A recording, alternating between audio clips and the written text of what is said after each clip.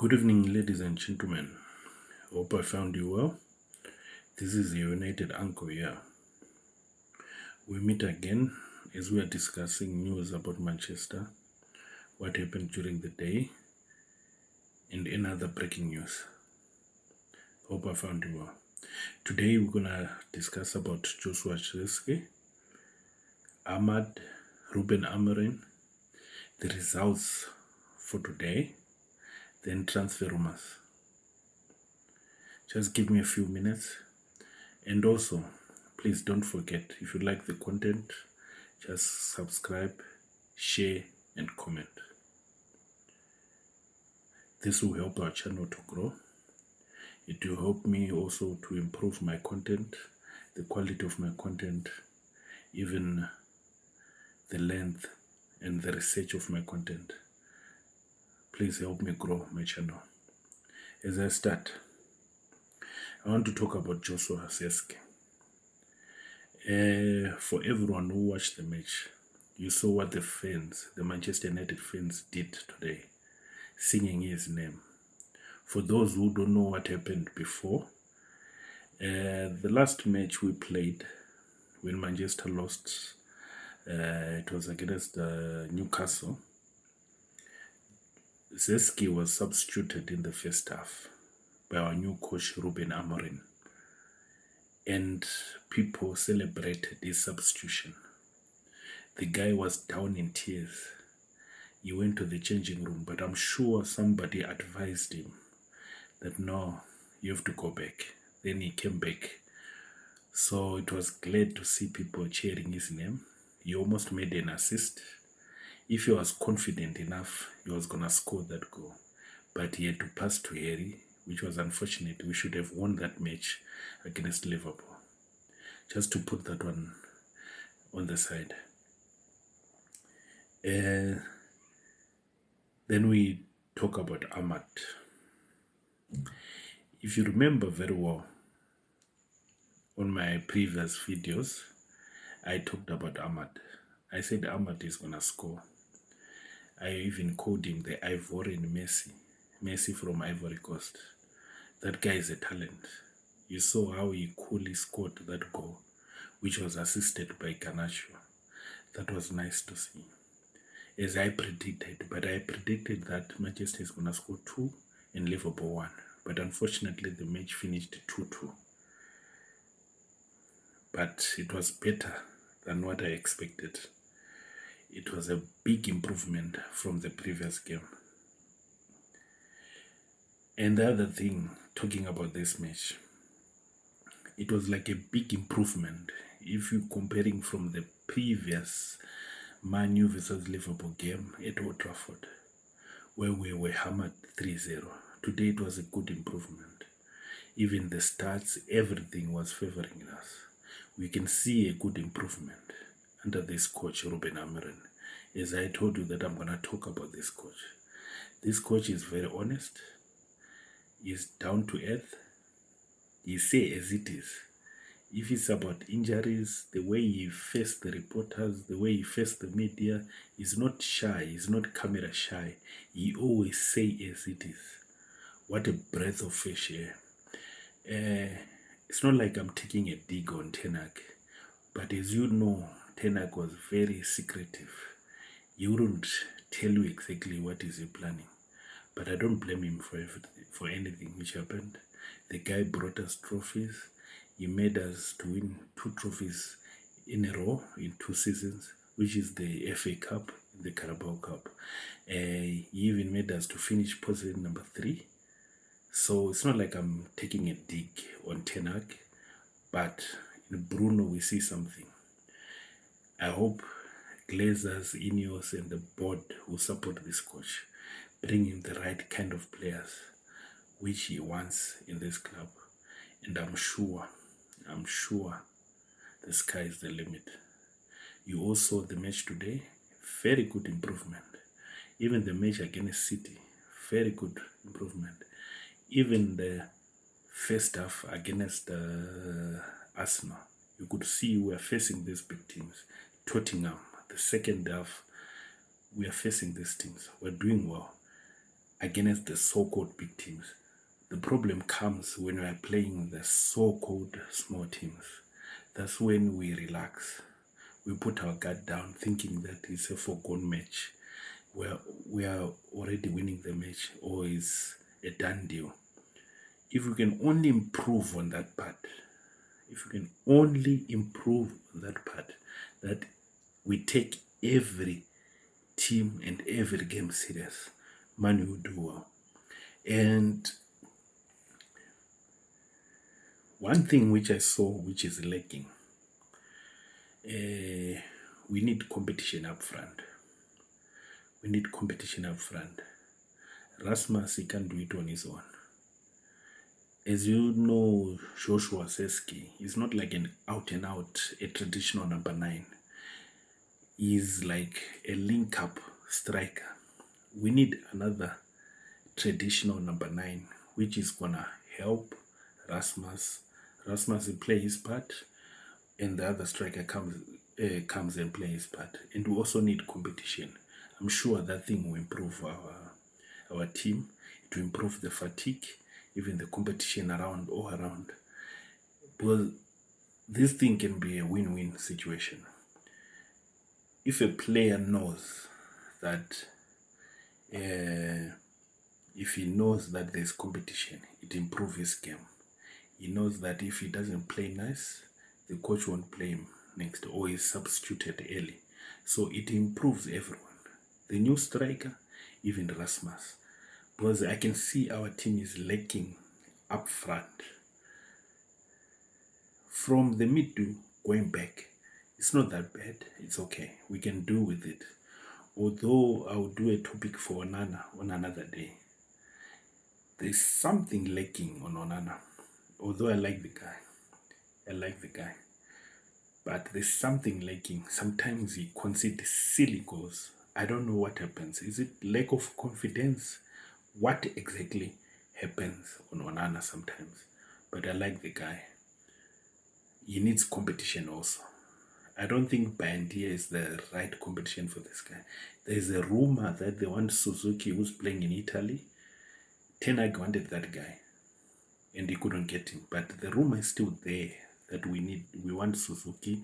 We're gonna get Suzuki. I don't know if we're able to make that transfer, but it's just rumors. Here we don't confirm lies. We just give you a rumor. When it happens, we'll tell you. I don't know if that deal is gonna happen this summer, winter, or when, but they're looking into bringing in another keeper to be competition for Onana. I don't think they will sell him yet now, but they want competition for him. The other person I wanted to talk about is Chido Obi Martin. If you remember, there was a big hype when Chido Obi Martin came. There was a very big hype that we got this wonderful striker, this wonder kid. We got him from Arsenal junior team. Arteta wanted to graduate him into his senior team, but he chose to come to Manchester United. Don't you think that this guy is ready to come and compete with Rasmus? If we can't get a striker, can we not bring in Chido Obi Martin? Those ones, anyone who've got a comment about this, can you just write down a comment? What do you think? Do you think Chido is ready for playing in the senior team, or is too early for him, or our current form can damage young players? Because I've seen the coach, he hasn't played a junior player yet. You bring them in the bench, Whitley and stuff, but he doesn't put them to play in the game. They'll be on the substitute bench. That's all. So I don't know. Is it a tactic? Is it part of his ploy that the juniors, they'll just see, or you want to bring them bit by bit? We just have to wait and see. But I think Rasmus need competition. Was also the rumor, which is we're almost done with the Osman. Osman has got a release clause for 60 million. Personally, I would love that, but I don't know if it's gonna happen. Such a big deal, can it happen in January? The last big deal we did in January, it was Bruno Fernandes. Look what happened. He has become our captain. And talking about Bruno, what a match. What a match. He showed a lot of people. Bruno receives a lot of criticism more than anyone else. But that guy, he works hard. He commits mistakes. He's not afraid to fail. He play with all his heart. I would love to do a video of Bruno alone one day, putting out his stats, comparing with midfielders in the Premier League, even in Europe. That guy should be up with the best. He's consistent. The only problem which I see with Bruno is shouting too much. I don't know if with other players, do they receive it well? I don't know. Because me, I wouldn't want someone shouting at me every minute. Especially if you know that you can make a mistake also and things like that. So, I don't know. It's a topic of another day. Bruno, the shouting of Bruno. Do you think, is it good? Is it what a captain is supposed to do? Or is just too much? Because I remember one time when we were still having Jordan Sancho, he answered back. Another time it was Anthony da Silva, Dos Santos, he answered back at Bruno. It shows that some players, they don't like the shouting of Bruno. Even Hanasho, I have seen the way he looks at Bruno sometimes. But to me, that's what happens if you've got passion. That guy has got too much passion for the game. He wants to win. He takes what he sees in the Portuguese national team, or maybe what he has seen Ronaldo doing, and he try to bring it in Manchester United. Sometimes it works, sometimes it doesn't work. But all I'm saying to ex-players, media, Man U supporters, let's support our captain. If our captain is happy, everything will go well. Let's support our captain. Then the other thing, talking about today's game, what a match. What a match. The boys played well. The boys played well. I did some rankings for you. I'm not going to discuss a lot about it because I'm sure a lot of people are discussing about this game. I'm just going to run over it. I did a bit of match ratings for you according to the people who played, even the substitutes. I might be wrong, I might be correct, but it's up to you to correct me. You write down, you comment, what do you think of my content so far, what do you think of my ratings. Right, for the team today, Onana, I'll give a 6 out of 10. Onana, I'll give a 6. He had a good save in the first half. He also had a mistake, and I also thought the penalty should have saved it. Dalo, he played well, but because he's in defense, 6. There are chances he was supposed to make an assist, and there was also a time he was supposed to score, but he couldn't. So I give him a 6. Mazarawi, Maguire, they played well. Those guys were demons. They played very well. I'll give them 7s. Martinez, I'll give him a 7 again, because he's part of the defense and he scored. Who else? Delete, I'll give him a 6 because he's the one who considered a penalty. So I'll take out 1 point and I'll give him a 6. Then Ugarte, what can you say? I'll give him an 8. Bruno, I'll give him an 8. Maino, I'll give him a 6. I feel that sometimes Maimo is a bit slow, but it's part of his game. You want to maintain the ball, you want to maintain possession, but sometimes he slows the game. I'll give him a 6. Ahmad, I'll give him an 8. He played well, although it was not one of his best, but he managed to score, so I'll give him an 8. Rasmus, yeah, I think it was not one of his games. He spent most of the time falling down, so I'll give him a 5. For the substitute, Garnacho, Oyo, Zirkzee, all of them, I'll just give them a 6 because they didn't play much. They didn't do that well. They didn't do bad either, so I'll just give them a 6. So for my man of the match, for me, is between Bruno and Ugarte. So I'll just give it to Bruno because of the pressure the pressure. Last time people were talking bad about him. Bruno wanted to be substituted, Bruno this, Bruno that. But to give a match like this, coming from a red card, I give it to Bruno. My man of the match for today is Bruno Fernandes. I don't know what you say about it. Before I finish the video, I don't want the video to be long, but it's a Sunday. I make it a bit longer than the previous videos. We finish with the rumors. We finish with the rumors transfer window. As you all know that the transfer window is open. The January transfer window is open. The rumors. There's a probability Suzuki. They're looking into Suzuki. We talked of Mendes yesterday. We talked of Osimhen. They're looking into those deals. These are rumors. There's nothing concrete. It's just rumors. And there's a probability Rashford, Anthony, Luke Shaw, Casemiro, Eriksen, Victor Lindelof. Man United, they are looking at shipping these players off. They are looking of selling them. They are looking to find teams for these players. I don't know if it's going to happen now in January or it's going to happen when the other transfer window opens. I don't know.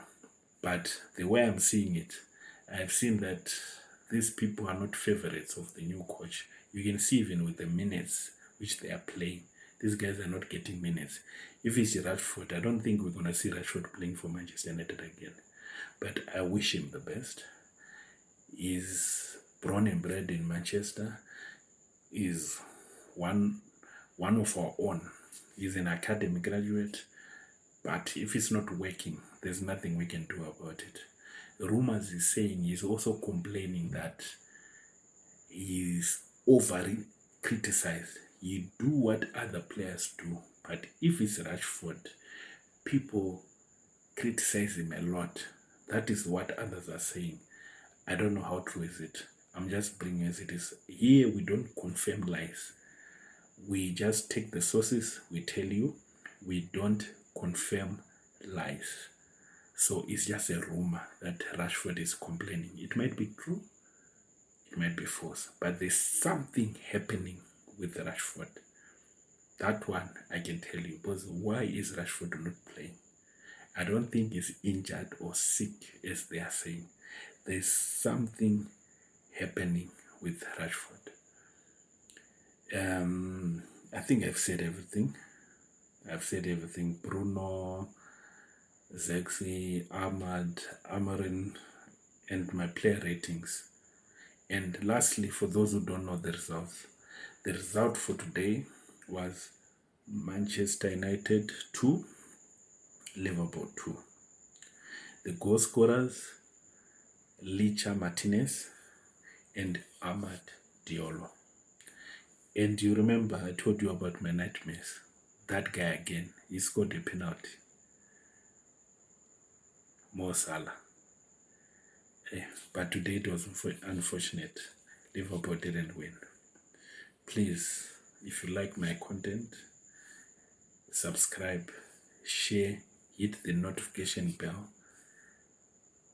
Tell a friend to tell a friend. There's a new channel.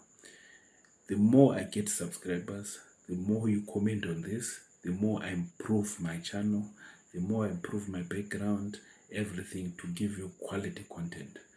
What I know, the setup might not be of high quality, but I believe I've got a lot of knowledge to share about Manchester. I believe I can play my part in improving Manchester in my small corner. I think everyone who supports Manchester, who wants to see this team grow again, you've got a duty of lighting the corner you are. You've got a duty of spreading the good news about the team. You've got a duty of supporting the players. You've got a duty of sharing good things about the team. I think all of us, if we can do that, the team will improve. Because believe you me, the players are young. they read these comments on social media, these trending topics. So the more people insult these players, the more they're under pressure, the more they feel the pain. Remember, Zirkzee was trending the whole week because of what happened. I can bet if what happened on the Newcastle game, that he was substituted and people enjoyed the substitution, I can bet to you that he was the one who was supposed to score that last minute. But because he's afraid that if I can miss what people are going to say, he ended up giving to Harry Maguire. Then what happened with Harry? But I don't blame him, because the pass was not perfect and he didn't get it well. But all in all, the game was a good game. We played well for our standards to stop a team which beat Real Madrid, which is number one in the Champions League, number one in the Premier League, and we played a draw, a team which is position 14 in the Premier League. We had 3 defeats in a row without scoring. Then to do a draw at Anfield, to me, that's a good result. That's a good result. Hopefully, our next match against Arsenal, we continue for there. Because the problem with Manchester is consistency. We are not consistent. We win, we lose. We win, we lose. Believe it or not, the whole season, we haven't had 2 straight victories in the Premier League. I thank you. This is my cue to go.